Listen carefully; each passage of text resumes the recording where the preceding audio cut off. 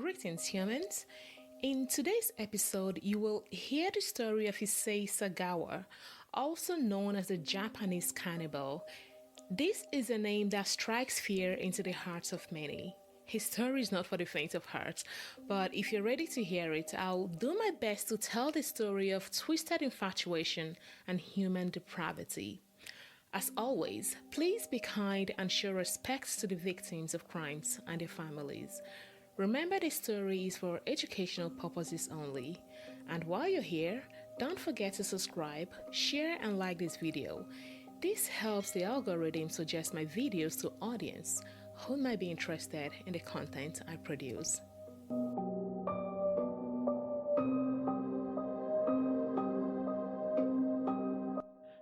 Born in Kobe, Japan in 1949, Sagawa was a shy and introverted child who struggled to make friends.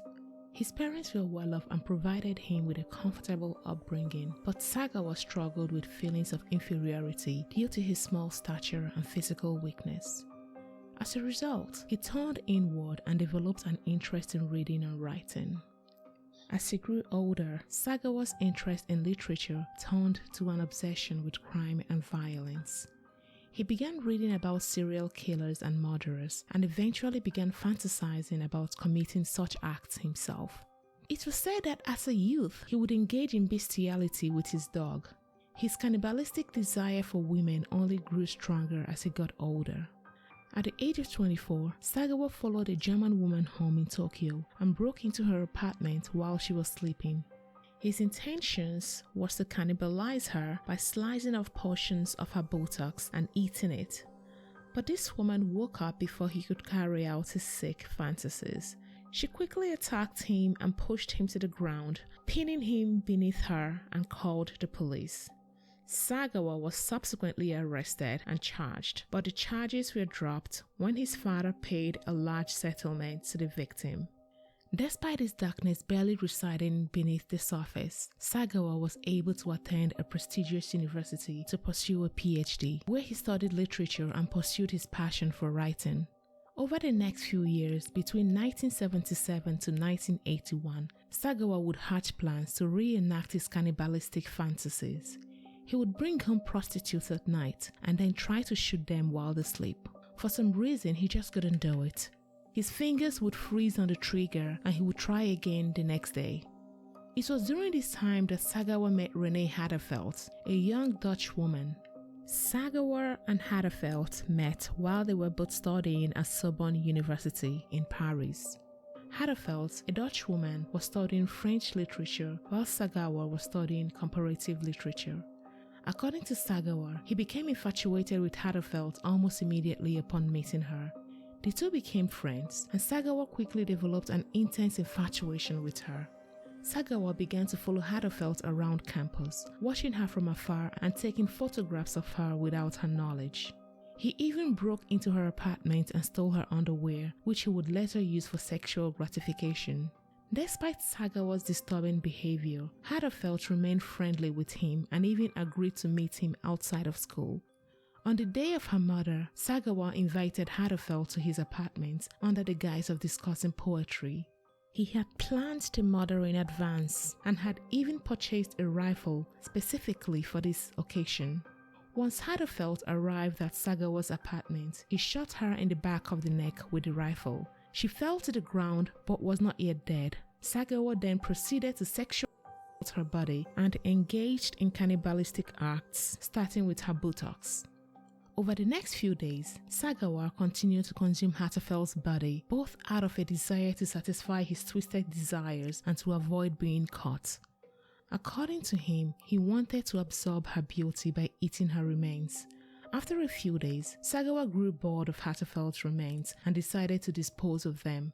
He attempted to dump her body in a nearby lake, but was caught by the police in the act. After Sagawa was caught in the act of disposing of Renee Hadderfeld's remains, he was immediately arrested and charged with murder. The trial was held in France, where Sagawa had committed a crime. During the trial, several witnesses testified to Sagawa's bizarre behavior and mental state. One witness, a neighbor of Sagawa's in Paris, described him as being strange and reclusive. He said he had seen him carrying around a large bag of what appeared to be raw meat. Another witness, a friend of Hatterfeld's, spoke about how Sagawa had been stalking her and making her feel uncomfortable. She said that Hatterfeld had expressed concerns about Sagawa's behavior, but had also expressed sympathy for him, saying that she believed he was just lonely and needed a friend. Sagawa himself also spoke at the trial, describing his obsession with Hatterfeld and his desire to consume her body. He said, "I wanted to possess her completely. I wanted to eat her flesh and keep her with me forever." Despite Sagawa's confession and the eyewitness testimony, the court ultimately deemed him mentally unfit to stand trial. This decision was based on the opinion of several psychiatrists who had examined Sagawa and concluded that he suffered from a severe mental illness that rendered him unable to understand the nature of his actions or the consequences of his behavior. In a statement to the court, one of the psychiatrists said, "Mr. Sagawa is not capable of understanding the gravity of his actions. He is suffering from a mental illness that impairs his ability to make rational decisions and exercise self-control." As a result of this decision, Sagawa was not found guilty of the murder of Rene Hatterfeld and was instead institutionalized in a mental hospital. He spent several years there before being released. Issei Sagawa did eventually move back to Japan after spending several years living in France. In Japan, he continued to live his life as a free man and even became something of a minor celebrity due to the media attention surrounding his case.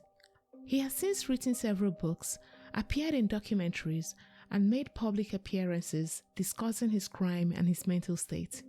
He appeared on talk shows and even wrote a book about his experiences titled "In the Fog." Sagawa remained a free man until his death on November 2022 in a hospital in Tokyo, where he died from complications of pneumonia at the age of 73. Until his death, he remained a deeply disturbed individual and was known to make public appearances and even gave interviews in which he expressed remorse for his actions. The story of Issei Sagawa is a chilling reminder of the depths of human depravity. Until next time, humans, stay safe out there.